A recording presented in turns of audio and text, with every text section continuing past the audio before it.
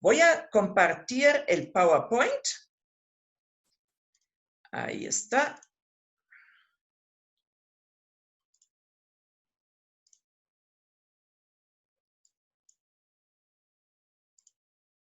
Muy bien. Entonces vamos a hablar acerca de comunidades que consuelan, y no solamente es un tema para la pospandemia o la pandemia, es un tema que es relevante en cada momento. ¿Por qué? Porque desde que llegamos al mundo necesitamos ser consolados, ¿no? Es una necesidad constante. Y hay una variedad de provisiones de parte de Dios para que podamos encontrar consuelo.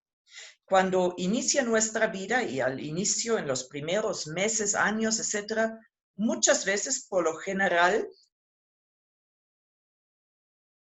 es nuestras madres primarios que nos consuelan, con quienes establecemos vínculos, que nos ofrecen seguridad.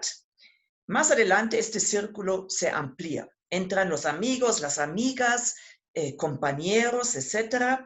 Y cuando tenemos un encuentro con Dios, también se abren nuevas posibilidades y una nueva fuente de consuelo. Pero creo que todos coincidimos que el hecho de vivir en un mundo imperfecto, que esto significa que el sufrimiento, el dolor, es parte de nuestra vida y que necesitamos ser consolados. Fuimos creados para vivir en comunidad, somos seres relacionales. Y por esto muchas de nuestras necesidades también son suplidas dentro de una comunidad a través de otros en relaciones. Y por esto el tema de hoy es comunidades que consuelan, porque necesitamos a otros para experimentar, para recibir este consuelo. Vamos a ver primero la comunidad de la Trinidad. Es una comunidad muy especial y de qué manera Dios mismo nos consuela.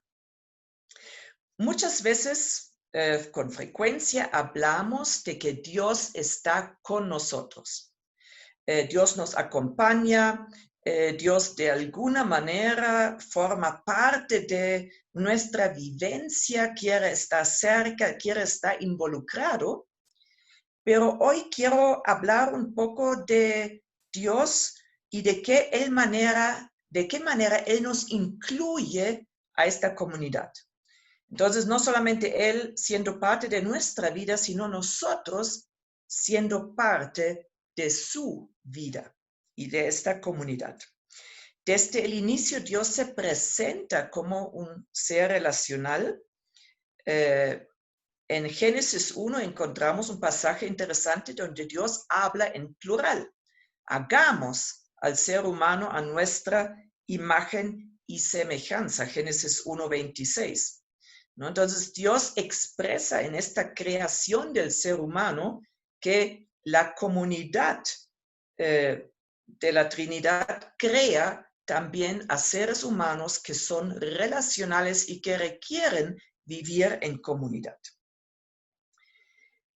Un versículo hermoso está en 2 de Corintios 13:14, que la gracia del Señor Jesucristo, el amor de Dios y la comunión del Espíritu Santo sean con todos ustedes. Creo que posiblemente todos de ustedes han escuchado de Leonardo Boff. Él es un teólogo, ex sacerdote franciscano, filósofo, escritor, profesor ecologista brasileño, y él ha escrito un libro sobre la Trinidad. Y hay algunas cosas que él menciona en este libro que a mí me encantan. En primer lugar, una de las cosas que él dice es que la comunidad es la realidad más profunda y fundamental que existe. Es parte de la esencia de Dios y de nosotros. Y la comunidad de Dios no es una comunidad cerrada. No es una comunidad exclusiva a la que es casi imposible acceder. Más bien, desde esta comunidad, desde la Trinidad, el amor se extiende. La vida se desborda hacia la creación y hacia nosotros. Y en diferentes pasajes y escenas de las Escrituras podemos observar que Dios toma la iniciativa una y otra vez, como lo expresa Oseas 11:4, donde dice, lo atraje con cuerdas de ternura, lo atraje con lazos de amor.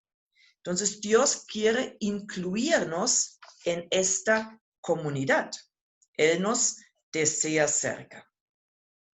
Y vemos también eso que a través de Jesús tenemos acceso al Padre, Efesios 2:18, que ya no somos extranjeros, ya no somos excluidos, sino formamos parte de la familia. Y que ora Jesús en Juan 17:21, para que todos sean uno, Padre, así como tú estás en mí y yo en ti, permite que ellos también estén en nosotros. Entonces, Dios realmente quiere que formamos parte de esta comunidad. Y podemos decir que de alguna manera el Hijo y el Espíritu Santo son como las dos manos de Dios que se extienden hacia la humanidad. Nos abrazan, nos transforman, nos restauran, nos incluyen. Dios nos envuelve en sus brazos. Y me encanta esta pintura de la cual ustedes pueden ver una parte, es una pintura famosa de Rembrandt que se titula El Hijo Pródigo. Y aquí podemos ver al padre como él toca al hijo pródigo que ha regresado a casa. Y lo que llama la atención, que las manos del padre no son iguales. Si ustedes se fijan, ¿no? Tienen diferentes formas, no son simétricas. Y se dice que Rembrandt pintó al padre con una mano de mujer y con una mano de hombre, para mostrar que el abrazo del padre hacia el hijo pródigo incluye tanto los elementos masculinos como los elementos femeninos, que el corazón del Padre Celestial también es un corazón maternal. Si regresamos a la Trinidad, entonces el Hijo y el Espíritu Santo se extienden, nos atraen, nos abrazan y nos incluyen. Cristo, Emmanuel, es Dios con nosotros y el Espíritu Santo es el consolador, el confortador, el Dios quien nos consuela. Jesús bajó para elevarnos. Él dejó algo para retornar con nosotros al Padre. Su misión fue incluirnos, unirnos, hacernos parte de la familia. Y lo podemos ver acá en Romanos 8:29, que Dios, porque a los que Dios conoció de antemano también los predestinó a ser transformados según la imagen de su Hijo, para que Él sea el primogénito entre muchos hermanos. ¿Y qué hace el primogénito? El primogénito, de alguna manera, abre la matriz, y de esta manera también Jesús abrió el reino de los cielos para nosotros.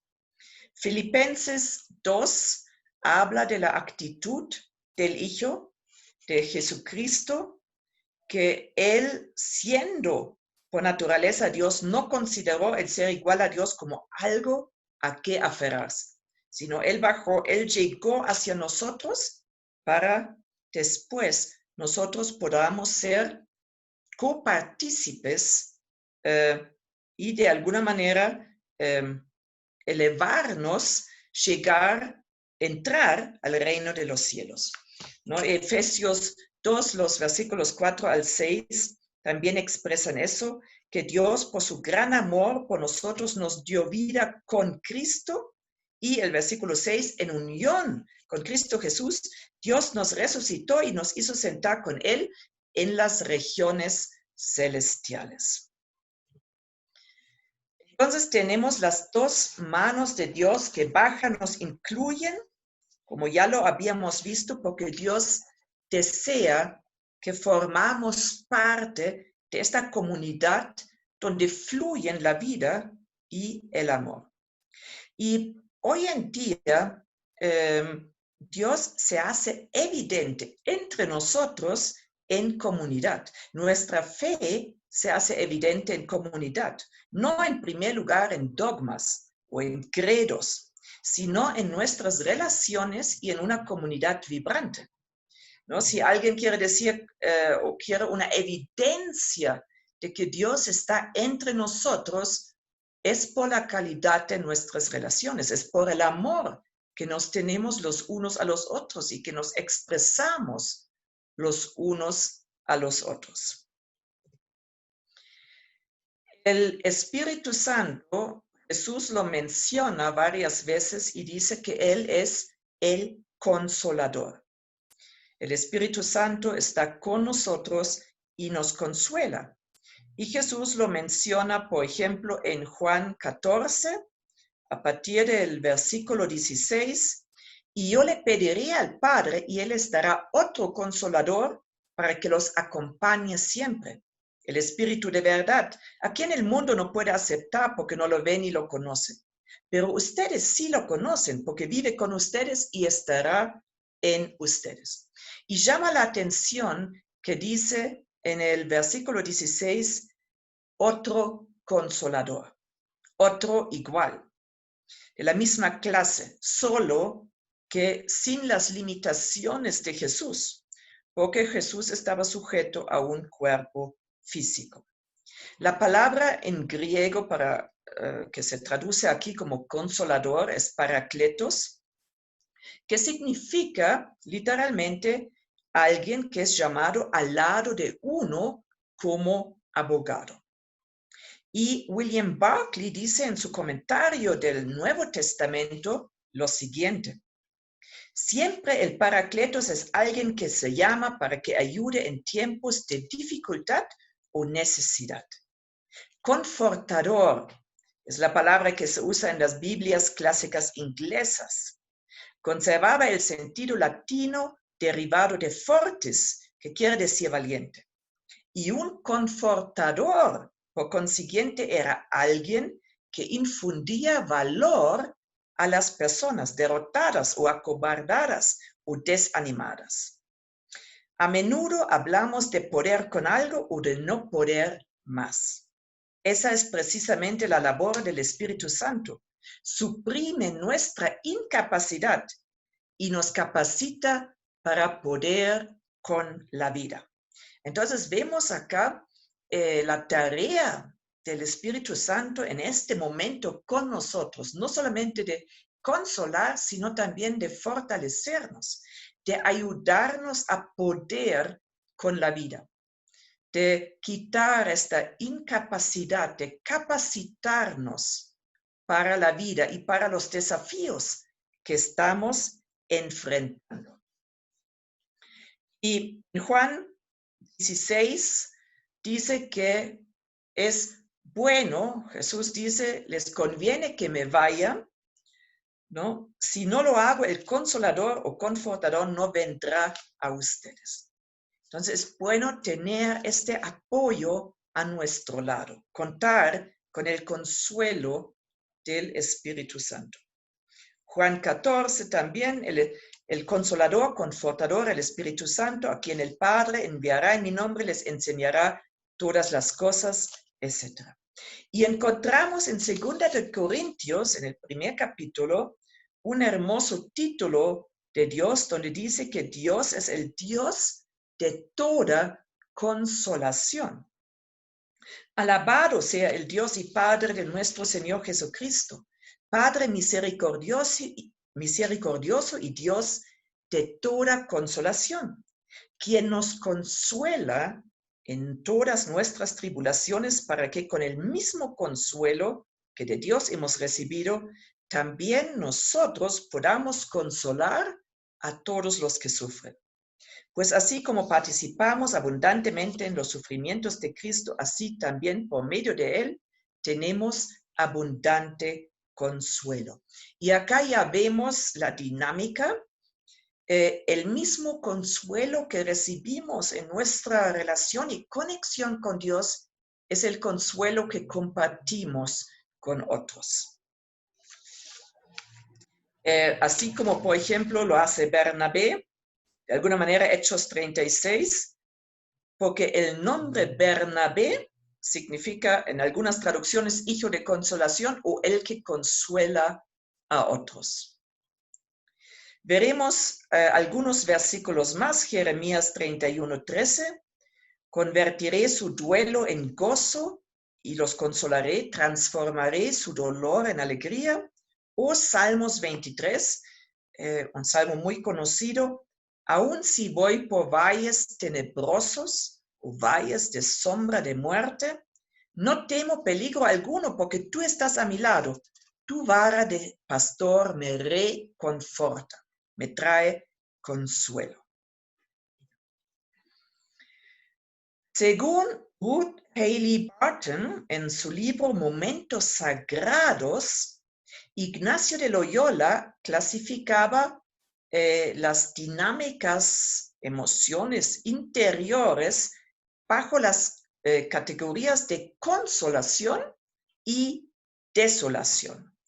Ahora, la consolación es el movimiento interior del corazón que nos proporciona el profundo sentir de alcanzar una conexión transmisora de vida con Dios, con otros y con nuestro más auténtico ser en Dios. Es la sensación de que todo está profundamente bien en el mundo, de que soy libre para entregarme a Dios y para amar aún en momentos de sufrimiento o crisis.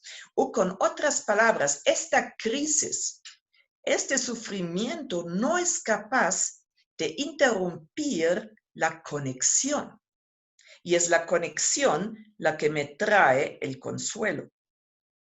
La desolación es la pérdida del sentido de la presencia de Dios. Sentimos que estamos fuera de contacto con Dios, con los demás y con lo más auténtico de nuestro ser. En la desolación estamos descentrados, llenos de inquietud, confusión y hasta rebelión, ¿no? Y me llama la atención que consolación y desolación están ligados están conectados con otros, con Dios, con otros y con nuestro más auténtico ser. Y por eso también cuando hablamos de comunidades que consuelan, siempre tenemos que pensar que una gran parte del consuelo que experimentamos, lo experimentamos a través de otros. La desolación tiene que ver con aislamiento, con desconexión y soledad. Y solo una pequeña idea. No sé si han escuchado de la segunda ley de la termodinámica, que dice que la entropía, el caos, el desorden en un sistema cerrado aumenta. Y podemos aplicar eso a nuestra vida, donde estamos aislados, desconectados, nuestro mundo interior se vuelve más confuso. No se queda igual, sino de alguna manera reina el caos emocional, reina la desolación. Necesitamos el calor humano, necesitamos estar conectados con otros para recibir consuelo. Los brazos de Dios están disponibles para nosotros y hay una serie de versículos. Isaías 40 habla del pastor que cuida su rebaño, recoge los corderos en sus brazos, los lleva junto a su pecho y guía con cuidado a los recién paridos. Salmos 26, aunque mi padre y mi madre me abandonan, el Señor me recibirá en sus brazos.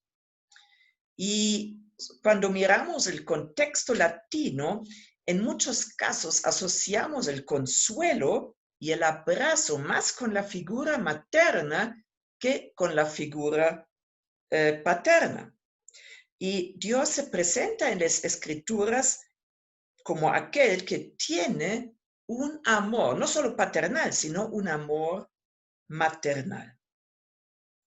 Isaías 49 dice, ¿puede una madre olvidar a su niño de pecho y dejar de amar al hijo que ha dado a luz? Aun cuando ella lo olvidara, yo no te olvidaré, grabada te llevo en las palmas de mis manos. O Isaías 66, donde Dios dice, como madre que consuela a su hijo, así yo los consolaré a ustedes. Cuando miramos un poco la palabra compasión o misericordia en hebreo, es una palabra que es el plural, o es la raíz de esta palabra, es el plural de útero. Y por eso Dios, o cuando Dios tiene compasión de nosotros, es el sentimiento que tiene una madre por el fruto de su vientre, es el amor de útero. La madre se conmueve por el hijo o la hija que salió de su vientre y de la misma manera podemos decir, las entrañas de Dios se conmueven por nosotros. Dios nos tiene compasión, una compasión visceral. Salmo 103, 4 dice que Él nos cubre de amor y compasión. Y Salmos 94, 19, cuando mis inquietudes se multiplican dentro de mí, tus consuelos deleitan mi alma. Entonces vemos acá a Dios como una fuente de consuelo, de consolación, aquel que extiende sus brazos, aquel que nos incluye, nos atrae para que formamos parte de esta comunidad divina. Acá en la tierra, ahora vamos a la comunidad de fe o a la iglesia, por lo general, el consuelo que experimentamos, lo experimentamos a través de la comunidad, a través de personas que podemos ver, se hace más palpable el amor de Dios. Para muchos hemos escuchado que Dios nos ama, pero muchas veces no podemos interiorizar esto si no lo hemos experimentado de parte de otros.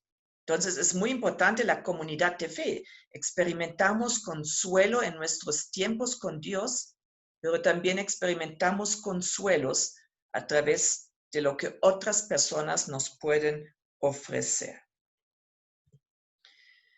La iglesia tiene el rol de consolar a otros.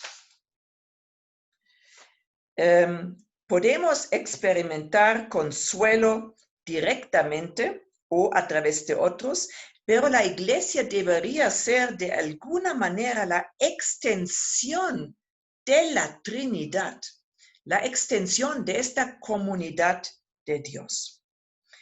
Es la iglesia donde se debería reflejar la naturaleza de Dios. Y una espiritualidad sana se refleja a través de las relaciones y ahí podemos formar vínculos y podemos experimentar empatía. Estos vínculos se crean intencionalmente, se mantienen, se cultivan intencionalmente. Vemos eso, por ejemplo, en Filipenses 2. Dice, por tanto, si sienten algún estímulo de su unión con Cristo, algún consuelo en su amor, algún compañerismo en el espíritu, algún afecto entrañable, llénenme de alegría teniendo un mismo parecer, un mismo amor, unidos en alma y pensamiento. Y quiero hacer énfasis en que en una comunidad de fe, la tarea de consolar no es únicamente del pastor, o de los líderes, o de algún encargado, de un diácono o una diácona, ¿no? La tarea de consolar es de todos. Lo hacemos mutuamente. Es un dar y un recibir, es algo orgánico. Y aunque por la situación, la emergencia sanitaria, el contacto puede estar limitado en estos momentos, podemos hacernos presentes en la vida de otros. Puede ser un mensaje, una llamada, un acto de servicio, orando los unos por los otros, etc. Y hay un vasto campo para practicar la empatía, de la que hablamos o de la que es muy importante de experimentar. Empatía significa de alguna manera conectarnos con el sentir de la otra persona, llorar con los que lloran y alegrarnos con los que se alegran. Y quiero mostrarles un breve video. Espero que pueda subirlo. Creo que tengo que salir primero acá, porque si no, un ratito.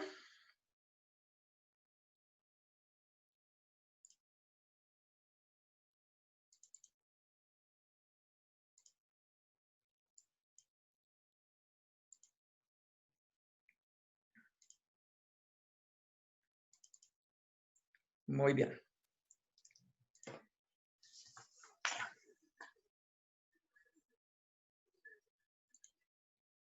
A ver, el sonido. Un ratito. Creo que...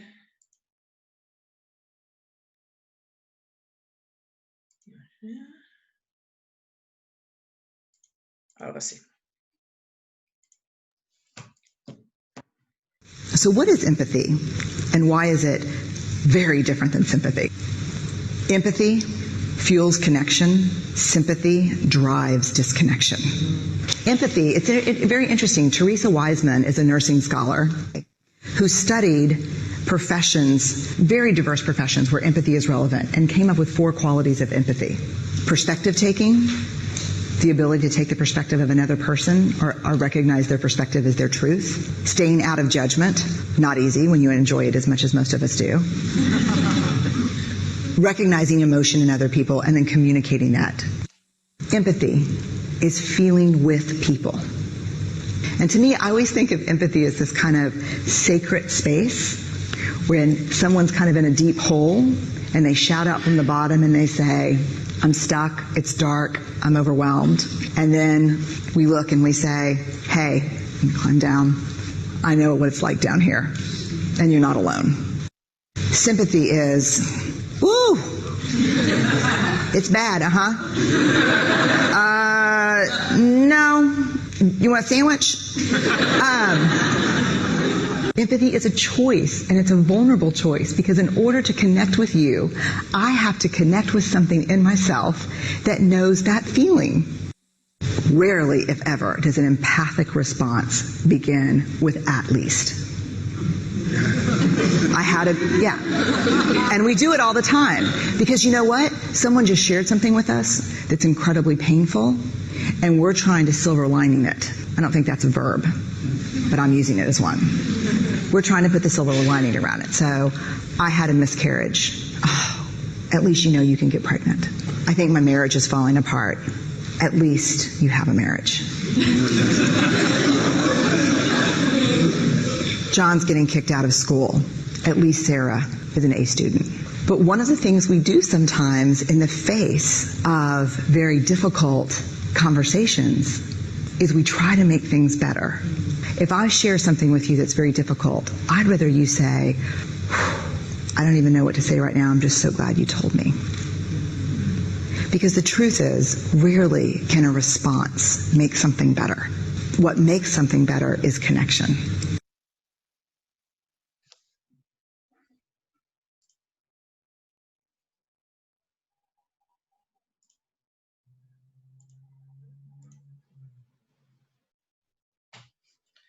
Muy bien. No sé si han podido ver los subtítulos. Espero que sí. Acá estamos.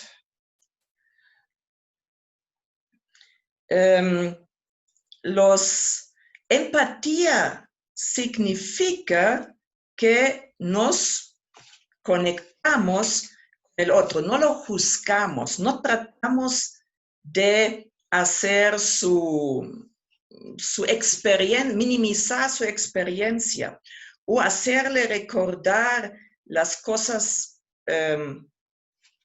más llevaderas, más bonitas, desviar su vista tal vez de lo que está experimentando en el momento.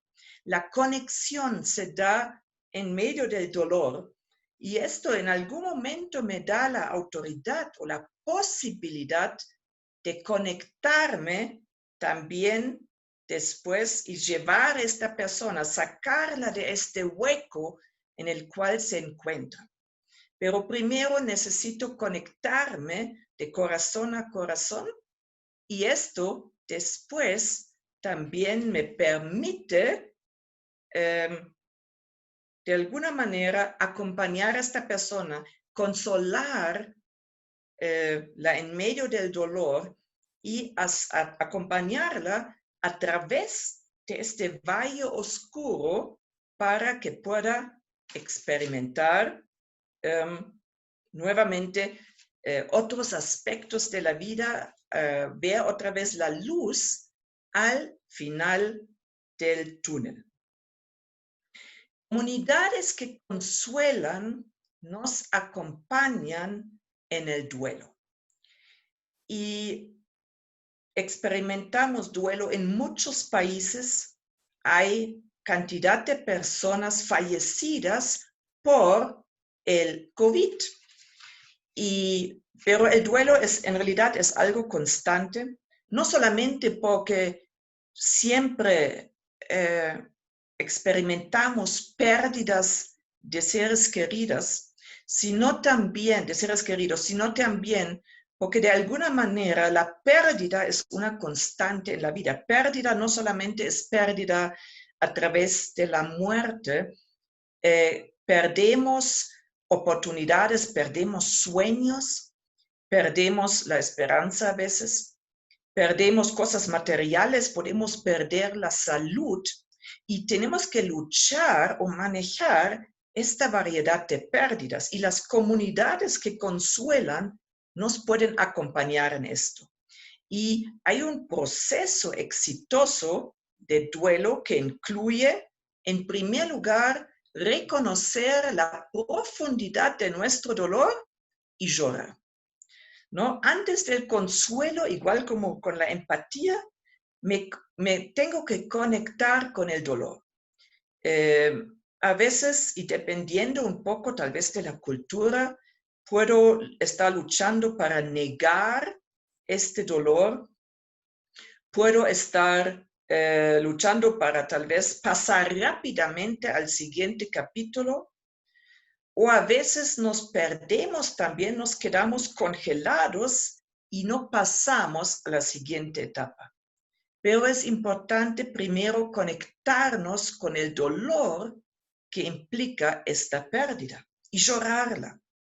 Darnos el tiempo que implica y tener a otros que nos acompañan en esta tristeza. El siguiente paso es, de alguna manera, la aceptación. Declaro muerto lo que murió. Sé que la vida nunca más va a ser como antes de esta pérdida. Esto no significa que mi vida ha terminado, pero va a ser diferente.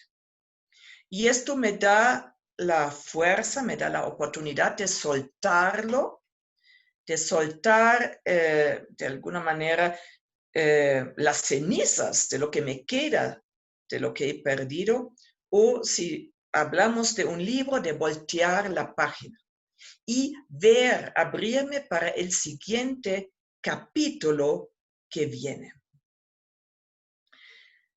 Me encanta esta cita de Antonio Machado. Qué difícil es cuando todo baja, no bajar tan bien. No sé si ustedes lo han leído, lo han escuchado en algún momento. Qué difícil es cuando todo baja, no bajar tan bien. Qué difícil es cuando todos están en crisis, no ser parte de alguna manera de esto o no perderse también en la desconsolación, en el desánimo, etc. Y ahí necesitamos el liderazgo. Necesitamos que el líder, a pesar de ser un ser humano que también sufre, que también se deprime, que también experimenta la desolación y el desconsuelo, que este líder tenga la fortaleza de salir adelante, de animar a otros y de acompañar a otros en este proceso. Y ahora vienen algunos consejos. ¿Qué hacemos cuando hemos perdido la esperanza, cuando otros han perdido la esperanza? ¿Cómo podemos entrar para recobrar la esperanza? Y esta imagen, el hombrecito acá ha perdido su corazón, ¿no? Y a veces estamos descorazonados por la situación que estamos experimentando. Abatidos, caídos, decaídos, derribados, desalentados, apesombrados, desanimados, deprimidos, etc. Y perder el corazón es una condición seria, ¿no? Porque dice Proverbios 4:23, sobre todas las cosas, cuida tu corazón, porque de él mana la vida, ¿no? Es importante cuidar, recuperar el corazón, porque de él mana la vida. Y Dios también nos dice, amemos al Señor con todo nuestro corazón, con toda el alma, con toda la mente y con todas las fuerzas. Dios desea este corazón involucrado. Entonces, si hemos perdido el corazón, si estamos descorazonados, ¿qué podemos hacer para recobrarlo y recobrar la esperanza? Y ahí necesitamos un ancla para el alma, ¿no? Y Hebreos 11, y me van a disculpar, tengo que acá recoger algo. Hebreos 11 nos habla de la necesidad de tener un ancla que nos da esta esperanza. Perdón, Hebreos 6, no es Hebreos 11, Hebreos 6. Dice lo siguiente: por lo cual Dios, deseando mostrar más plenamente a los herederos de la promesa la inmutabilidad de su propósito, interpuso un juramento, a fin de que por dos cosas inmutables en las cuales es imposible que Dios mienta, los que hemos buscado refugio seamos grandemente animados para asirnos de la esperanza puesta delante de nosotros, la cual tenemos como ancla del alma, una esperanza segura y firme que penetra hasta detrás del velo, donde Jesús entró por nosotros como precursor, etc. Nuestro alma necesita un ancla. Un ancla permite que un barco pueda mantenerse a pesar de las corrientes, a pesar de la tormenta. Y cuando pensamos en un ancla para el alma, y voy a mencionar 3 puntos, tenemos que recordar primero la principal, y esta es que Jesús mismo es nuestra esperanza, que es nuestra esperanza en primer lugar radica en una persona. Colosenses 1:27 dice, Cristo en ustedes la esperanza de gloria. Y 1 Timoteo 1:1, que Cristo Jesús es nuestra esperanza. La esperanza va más allá de la fe. Todo, en realidad, prácticamente todo lo que hacemos, lo hacemos en base a la esperanza. El que siembra tiene la esperanza de cosechar. El que trabaja tiene la esperanza de o crear algo, lograr algo o obtener un sueldo por su trabajo. El que cuida, el que ama, el que enseña, incluso cocinar, hay una esperanza de poder disfrutar de esta comida. Y sin esperanza no podemos vivir. Sin esperar algo del futuro, sin la convicción de que podemos causar algo, crear algo, sin la esperanza de que hay un fruto para lo que hacemos, la vida se detiene. Y por eso realmente es esencial recobrar la esperanza. Sin esperanza hay una sensación de impotencia. No hay nada que pueda hacer. Hay una sensación de ceguera. Ya no veo el camino, ya no veo el futuro, ya no veo luz. Todo está oscuro. Hay una sensación de aislamiento, de frío, de estar entumecido, desconectado. Y obviamente hay la sensación de haber perdido el rumbo, de estar vagando por la vida. Entonces quiero hablarles de 3 anclas que nos sostienen. Y es importante tener estas anclas en nuestra propia vida y también orientar a otros para que puedan encontrar esta estabilidad, este sustento de alguna manera para ellos, para recuperar su esperanza. El primero tiene que ver directamente con lo que hemos dicho, con las comunidades, con la conexión. Necesitamos estar conectados, necesitamos vivir en comunidad. Es parte de nuestro diseño y necesitamos estar conectados con Dios, con otros, con nosotros mismos, con la naturaleza. Y Jesús, cuando miramos el ministerio de Jesús, siempre él trataba de incluir a los marginados, a los que estaban excluidos, sea por enfermedad, por otras condiciones.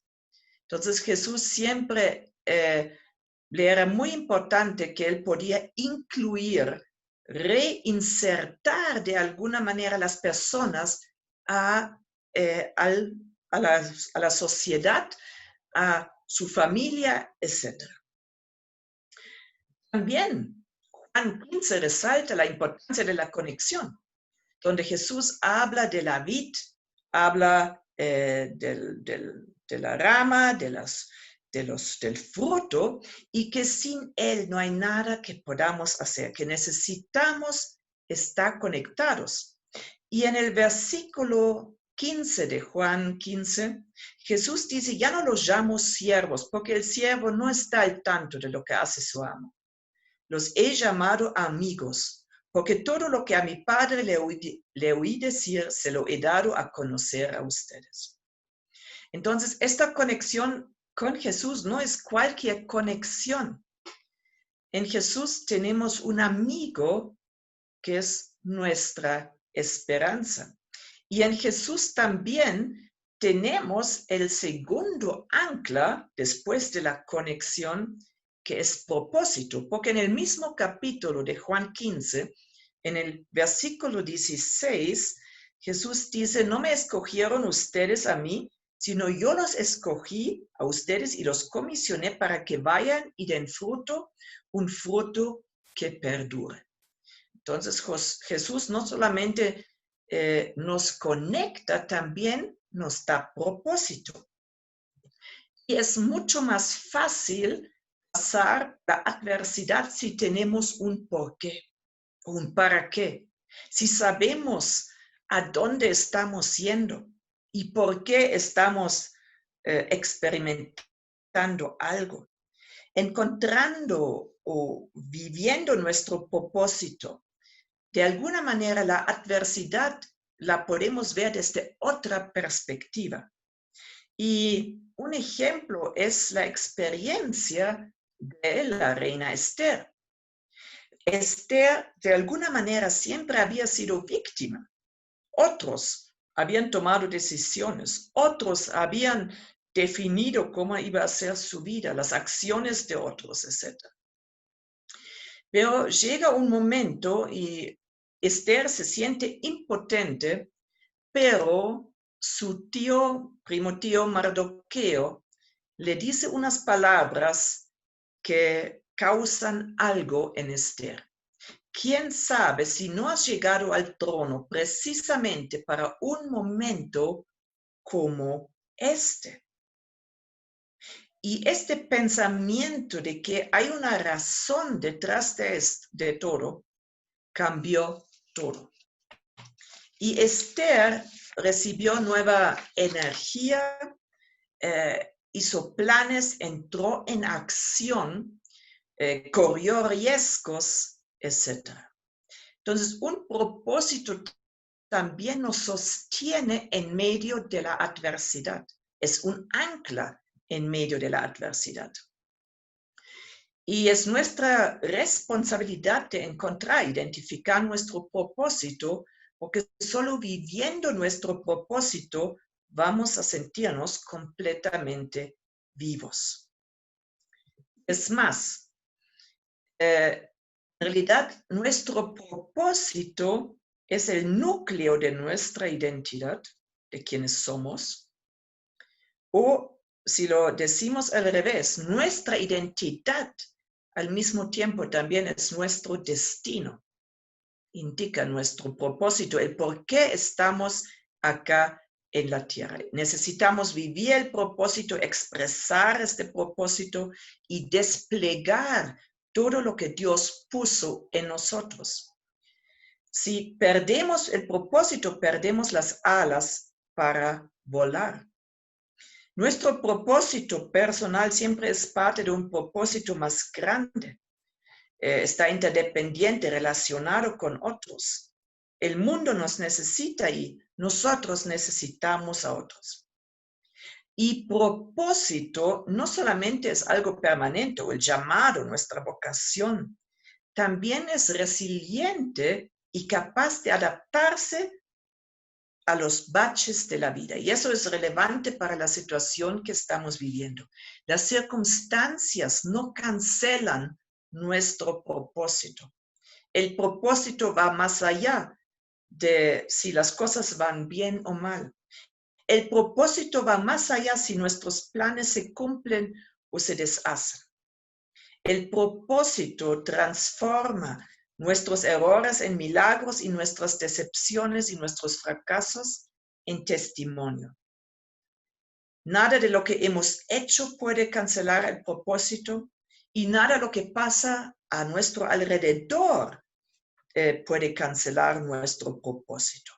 Porque, como dice Romanos 11:29, los dones y el llamamiento de Dios son irrevocables. Entonces, esto nos da estabilidad, seguridad en medio de una crisis que estamos viviendo. Y es importante descubrir, obviamente, nuestro propósito. El propósito, y eso también es una buena noticia, es más que el hacer, tiene que ver con el ser. Y podemos ser y llegar a ser en medio de las dificultades, ¿no? Y parte de nuestro propósito en este momento es ser luz en medio de las tinieblas, ¿no? Las tinieblas no pueden apagar la luz, más bien nos ayuda a brillar más, a expresar más la gloria de Dios, reflejar más el corazón de Dios. Una de mis citas favoritas es de Friedrich Buechner, dice que el lugar al cual Dios te está llamando es el lugar donde tu gozo más profundo se encuentra con la necesidad más profunda del mundo. Entonces, de alguna manera, es algo que no solamente conecta el hecho de sentirnos vivos, de vivir con pasión, con la necesidad de otros, con llegar a otros, con tocar la vida de otros. Si queremos recobrar la esperanza, necesitamos estar conectados con nuestro propósito. Y ahí ya viene el tercer ancla, el último, que quiero compartir con ustedes, la visión. Y me gusta esta cita de John Maxwell. Habla de que la visión, como la estoy usando, tiene que ver con un deseo profundo, una visión interior, algo que ha cautivado nuestro corazón. Es aquello para lo que hemos nacido, requiere nuestros dones y talentos, apela a nuestros más elevados ideales y enciende nuestro sentido de destino. Entonces, no es un sueño en el sentido de una fantasía, porque podemos tratar de escaparnos de las dificultades. Un sueño, una visión dada por Dios nos conecta con nuestro destino y está inseparablemente unido con el propósito de nuestra vida.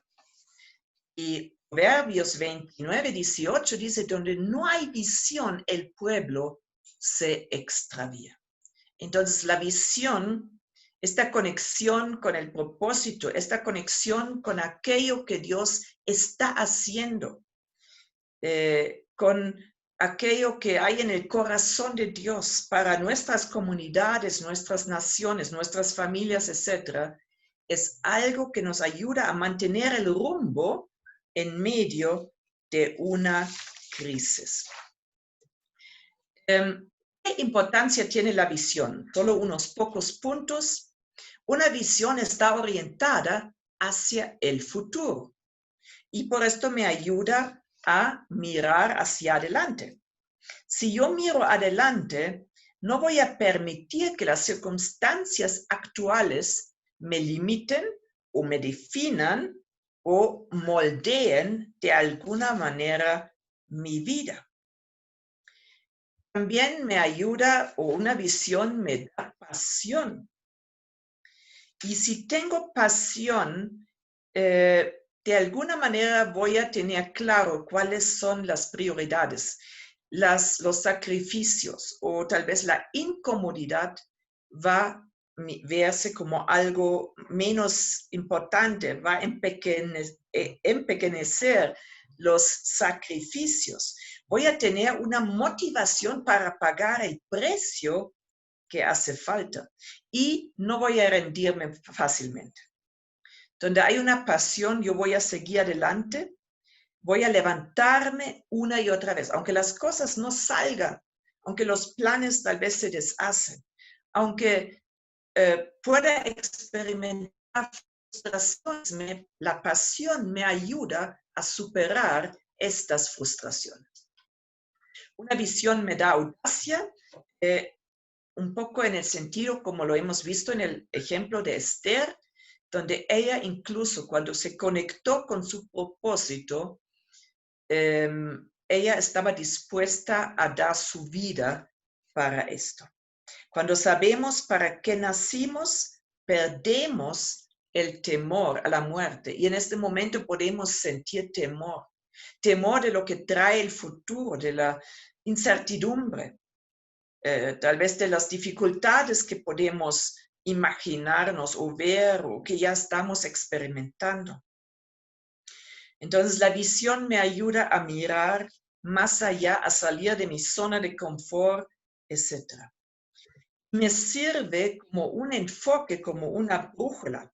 Y esto es importante para no perderme en la confusión, para poder tomar decisiones, para mantener el rumbo, para seguir cumpliendo o buscando de qué manera yo puedo cumplir mi misión, aunque las cosas pinten ahora de manera diferente de lo que yo lo quería.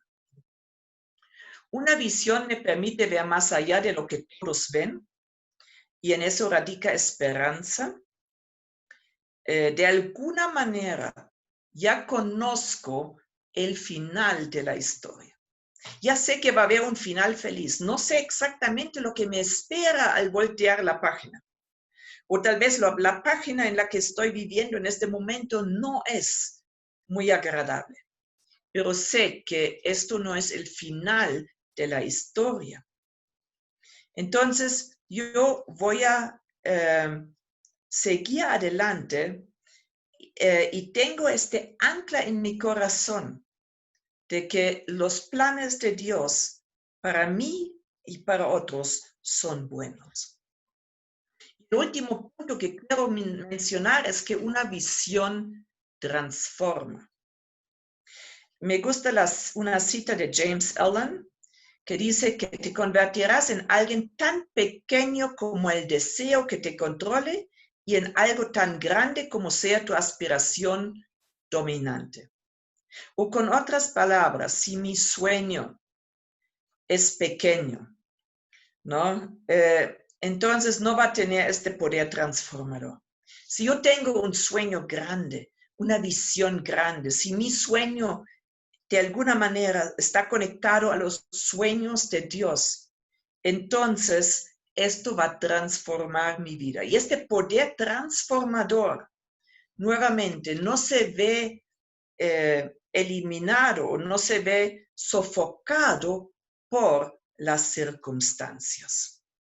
Una visión me llama a mi destino, me llama a dejar huellas en este mundo, a dejar un legado, a tocar la vida de las personas que caminan conmigo. Y pensando en el ancla, me gustó esta parte de un poema que se titula Dreams o Sueños. Aférrate a tus sueños, porque si los sueños mueren, la vida luce como un ave cuyas alas rotas le impiden volar. Aférrate a tus sueños, porque cuando los sueños se van, la vida luce como un campo infértil congelado por la helada. Entonces, lo que necesitamos, lo que puede verse afectado, obviamente, son los planes que hemos hecho.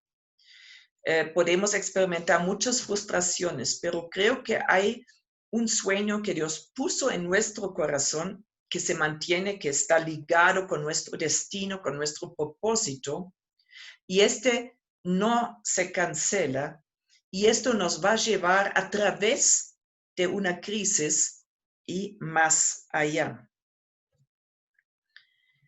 Tenemos este tesoro de vasijas de barro. Y en medio de una crisis creo que estamos más conscientes de ello, que estas vasijas son de barro, ¿no? Que el poder viene de Dios, podemos sentirnos sin poder. Y estaba pensando en una parte de una canción de Leonard Cohen que traducido al español dice lo siguiente: los pájaros cantaban al romper el día. Empieza de nuevo, les oí decir. No sigas viviendo en el pasado o en lo que aún está por ser. Toca las campanas que aún pueden sonar. Olvida tu ofrenda perfecta. Hay una grieta en todo. Así es como entra la luz. Entonces, estas grietas, estas imperfecciones, este quebranto, esto permita que entre la luz. Y creo que también eso es una esperanza. Que las cosas no necesitan ser perfectas para vivir. Necesitamos esperanza para vivir, y lo que nos sostiene en medio de todo es el amor de Dios. Este amor no cesa y Dios se comprometió 100% con nosotros. Y creo que tenemos que leerlo una y otra vez, necesitamos recordarlo una y otra vez para que se haga carne, para que llegue a ser parte, formar parte de la estructura y del tejido de nuestro corazón. Porque no siempre nos sentimos amados, pero siempre somos amados profundamente. Romanos 8 expresa esto. ¿Quién nos apartará del amor de Cristo? La tribulación, la angustia, persecución, hambre, indigencia, peligro, violencia. Sin embargo, en todo esto somos más que vencedores por medio de aquel que nos amó. Pues estoy convencido de que ni la muerte, ni la vida, ni los ángeles, ni los demonios, ni lo presente, ni lo porvenir, ni los poderes, ni lo alto, ni lo profundo, ni cosa alguna en toda la creación podrá apartarnos del amor que Dios nos ha manifestado en Cristo Jesús, nuestro Salvador o nuestro Señor. Entonces, en Dios tenemos esperanza para el futuro, ¿no? Aunque nuestros planes se deshagan, Dios tiene planes para nosotros, planes de bien, de bienestar, para darnos un futuro y una esperanza. Y quiero terminar con este versículo de Romanos 15, donde Dios es llamado el Dios de la esperanza y se expresa este deseo, que el Dios de la esperanza nos llene de toda alegría y paz. A nosotros que creemos en Él, para rebosar de esperanza por el poder del Espíritu Santo.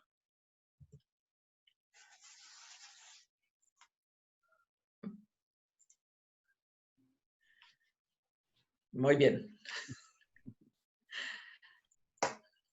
Bueno, muchísimas gracias. Muchísimas gracias, de verdad, gracias por recordarnos. No sé si les pasa a cada uno de ustedes que el volver a ser expuesto y volver a releer ciertos versículos de la palabra, como hoy nos llevaron por varios pasajes, como que cobran vida, de hecho. Los hemos leído no sé cuántas veces, pero qué diferente es leer el Salmo 23 hoy, ¿verdad? O cómo, qué connotación más significativa tiene el Padre Nuestro cuando se lee desde el hambre, desde la necesidad, desde la soledad. Y eso es lo que hoy nos han propuesto, aparte de todas estos anclajes. Gracias, querida, por una vez más bendecir esta comunidad virtual, de verdad, siempre nos nutre con esto, con esta propuesta. Y creo que el llamado es hacer comunidades de consuelo. Y aquí vimos dos abordajes, el abordaje que tiene que ver con nosotros, porque ciertamente no podemos llevar consuelo si cargamos penas en el alma y estamos cargados. Tenemos que tomar inteligentemente el tiempo necesario para poder ser consolados. Y para ser consolados tenemos que levantar la mano y decir, estoy desconsolado. Por favor, alguien puede ayudarme. Y cuando entramos en esa dinámica, en esa ecuación, para ponerlo de esa forma, encontramos consuelo para poder dar consuelo. Así es que hoy hemos sido expuestos a esta conferencia realmente exquisita. Recuerden, para todos los que son parte de nuestro WhatsApp, la comunidad virtual de servidores, en breve esta conferencia estará en el sitio de siempre. Si usted no es parte de esto y quiere ser, por favor, aquí en el chat hemos dejado el correo electrónico para que la solicite. Ahora bien, está abierto el micrófono para quienes quieran hacer algún comentario breve, hacer alguna pregunta a la querida Uli. Yo estoy seguro que ella va a estar totalmente disponible a ampliar algún criterio o contestar preguntas. A ver, que si alguien quiere, ya saben la dinámica, levanta la mano y aquí lo vamos a habilitar, por favor.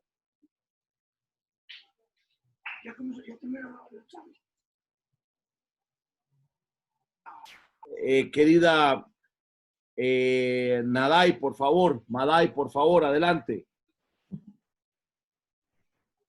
Bueno, muchas gracias por la conferencia, estuvo genial. Yo luego he caído precisamente en estas desolaciones. Mi estado civil es viudez y pues de repente el pastor Tomás conoce mi condición y yo le he preguntado a él, pero quisiera su opinión como mujer. Si en estos momentos a veces me siento así como que avergonzada ante Dios porque luego en esos momentos de adversidad me siento cobarde, ¿no? Me siento falta de fe. Entonces, si es realmente eso o qué es lo que es, o sea, a veces no comprendo muy bien sí, qué significa, si es falta de fe o cobardía o qué sucede. ¿Cuál es su opinión, por favor? Yo creo que todos nos vemos afectados cuando, por las diferentes circunstancias. Somos seres humanos, no somos superhéroes, somos seres humanos, ¿no? Y es algo que es la experiencia humana, ¿no? Luchar con el temor, luchar con la inseguridad, etcétera. Yo creo que hay decisiones que podemos tomar en medio de, ¿no? Y una de las, por ejemplo, si tomamos el Salmo 23, el salmista describe que está pasando, caminando de alguna manera por este valle de sombras, de muerte, etc. Pero a veces nos quedamos acampando en este valle, ¿no? Entonces, yo creo que todos pasamos por el valle. Es una experiencia compartida, ¿no? Donde no podemos ver luz, donde estamos desorientados de alguna manera. Lo importante es recordar que estamos de paso. Porque si acampamos ahí, ¿no? Entonces ahí sí estamos mal, ¿no? Se vuelve más difícil. Entonces, creo que hay experiencias de las cuales no necesitamos estar avergonzados, definitivamente no. Son experiencias humanas, emociones humanas, pero creo que es importante de alguna manera dar pequeños pasos o hacer estas pequeñas acciones para dar un paso más, para seguir adelante, para aferrarnos de la esperanza, ¿no? De estas anclas, etcétera, recordar un consejo que se da muchas veces. Hemos estado en casi todos los países, había una cuarentena obligatoria. No pudimos mantener los contactos sociales habituales.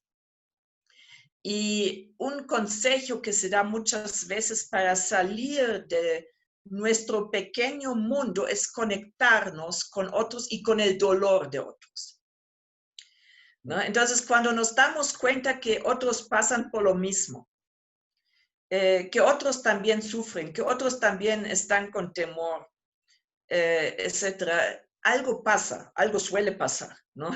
Si logramos conectarnos con el corazón de otro. Uno, esta experiencia compartida, esta conexión, de alguna manera nos anima. Y también podemos animar a otros. Y tal vez incluso nos damos cuenta que hay una fortaleza interior, que tenemos algo que dar, que tenemos una palabra que dar, o algo que con lo que podemos animar a otros. Y al animar a otros o a bendecir a otros de cualquier forma, muchas veces esto llena de energía nuestra vida. Yo creo que es un principio divino, ¿no? Simplemente no fuimos creados para vivir de forma aislada o para solo ocuparnos de nuestras propias preocupaciones. Creo que la vida fluye donde nos conectamos con otros e incluso en un dolor compartido o en una preocupación compartida, ¿no? Entonces yo creo que no hay lugar para la vergüenza no es nada bueno, no es útil, nos paraliza. Necesitamos superar esto, conectarnos con otros. Espero que todos tengamos personas con quienes podemos abrir el corazón. ¿no? Y ahí finalmente pasar por este dolor compartido y volver a también gozarnos juntos, recordar juntos. El salmista, cuando miramos los salmos, hay muchos salmos que empiezan en desolación y que terminan en júbilo, ¿no? Es como un peregrinaje, es un viaje. Y este viaje es mejor hacerlo con otros. Entonces, si tenemos amigos tóxicos, ok, no va a funcionar. Pero si tenemos buenos amigos, sí podemos llorar juntos, pero también después pasamos a gozarnos juntos, ¿no? Y creo que esta dinámica es valiosa y la podemos vivir y experimentar en comunidad, incluso a través del teléfono, si ahorita no es posible encontrarnos directamente. Muchísimas gracias, muchísimas gracias. Isaí Castillo, ¿vas a hacer alguna pregunta?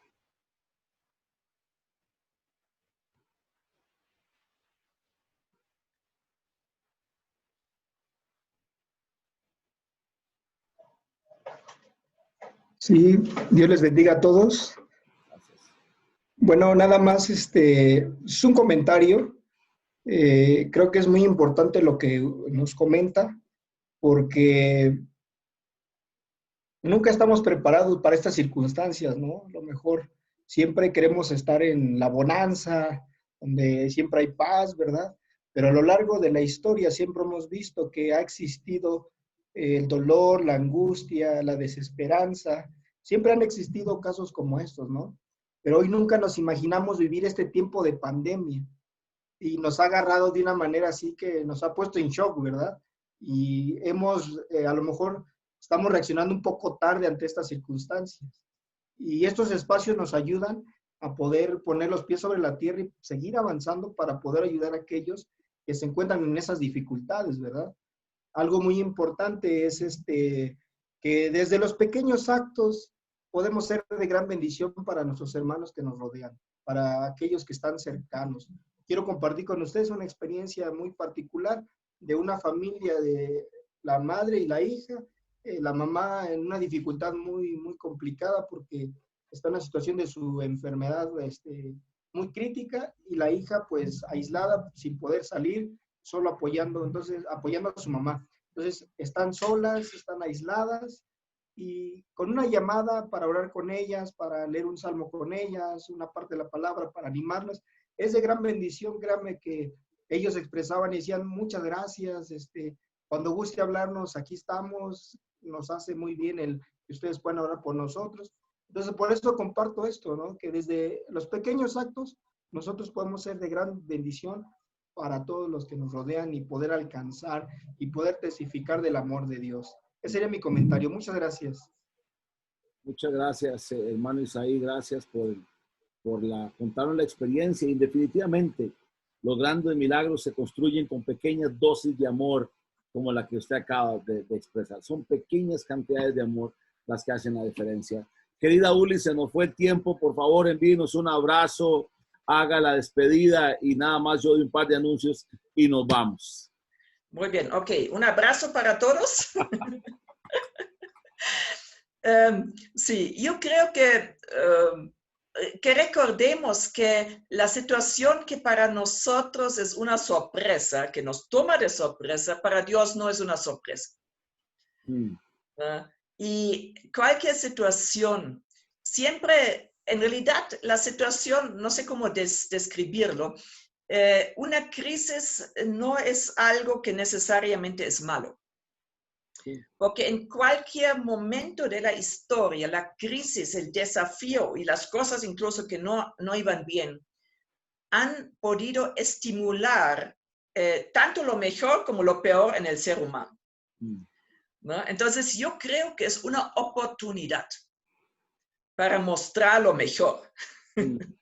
¿No? Lo mejor de nosotros, lo mejor de la iglesia, ¿no? De las comunidades, porque ahorita podemos ser tal vez todavía más relevantes, ¿no? Entonces, tomemos eso como una oportunidad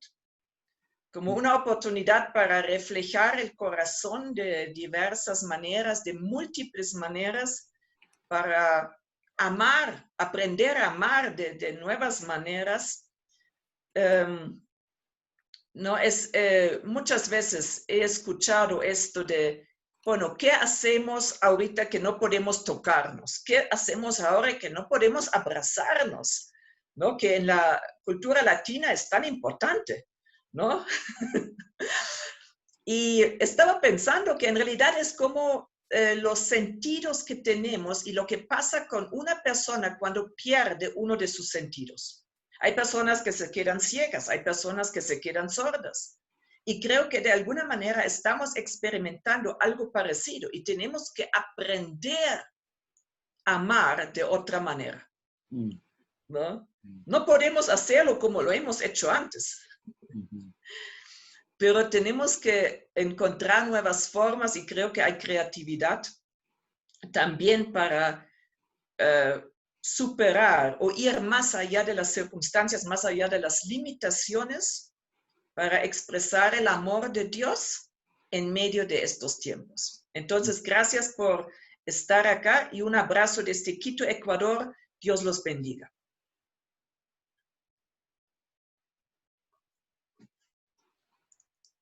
Realmente extraordinario, extraordinario. Muchísimas gracias de verdad por darnos este regalo y definitivamente la empatía. Creo que esta pandemia, este COVID, definitivamente lo que ha hecho es que nos ha humanizado y nos ha recordado lo vulnerables que somos, lo dependientes que somos, obviamente de Dios y obviamente de unos y otros. Así es que muchísimas gracias, querida Uli, por haberse dado este rico manjar de esta tarde. Mire, gente linda, por favor, ayúdennos con esto. Queremos en esta serie de eclesialidades post pandemia traer diferentes voces y estamos buscando, si conocen a un experto en medicina, ya sea un virólogo o alguien que nos venga a hablar, pero la idea es de que tenga raíces y obviamente espiritualidad cristiana. ¿En qué sentido? Porque ya se está hablando de muchas cosas, por ejemplo, la inyección, la famosa inyección contra la pandemia. Bueno, que ya trae un chip metido en la inyección y hay toda una maraña de situaciones que se están dando. Ahora bien, sin ánimo a ser sarcástico, porque no lo quiero ser, queremos escuchar eso. ¿Cuál es la posición de la medicina? La medicina frente a estas alternativas médicas que obviamente nuestra población en nuestras iglesias están enfrentando y muchas cosas llegando. Así es que si ustedes conocen a alguien, por favor, contáctense conmigo lo más pronto posible para ver cómo hacemos para tenerlo a la mayor brevedad o tenerla a la mayor brevedad. Esa es una. Segundo lugar es si ustedes, queridos y queridas, están haciendo cosas que creo que sí, puntualmente para acompañar en esta época de pandemia y post-pandemia a la niñez, a mujeres en todas las especificidades que ellas tienen, al medio ambiente, a gente en condición de calle, están haciendo algo por la economía y todas las aristas, las áreas de la vida que están siendo afectadas, por favor, escríbanos porque queremos hablar con ustedes para ponerlos acá a contar qué están haciendo ustedes acompañado de las reflexiones teológicas que ya hemos apuntado. La idea es generar estos dos ambientes. Así es que muchísimas gracias a todos y a todas. Que Dios les bendiga. Gracias por dejarnos servirles. Les enviamos un abrazo aquí desde Fraijanes en una tarde lluviosa, súper fría. Pero bueno, esta es la que nos toca. Uli, gracias. Saludos a tu esposo, a todos por allá. Que Dios les bendiga. Muchísimas gracias. Y seguimos en contacto. Gracias. Feliz tarde. Igualmente.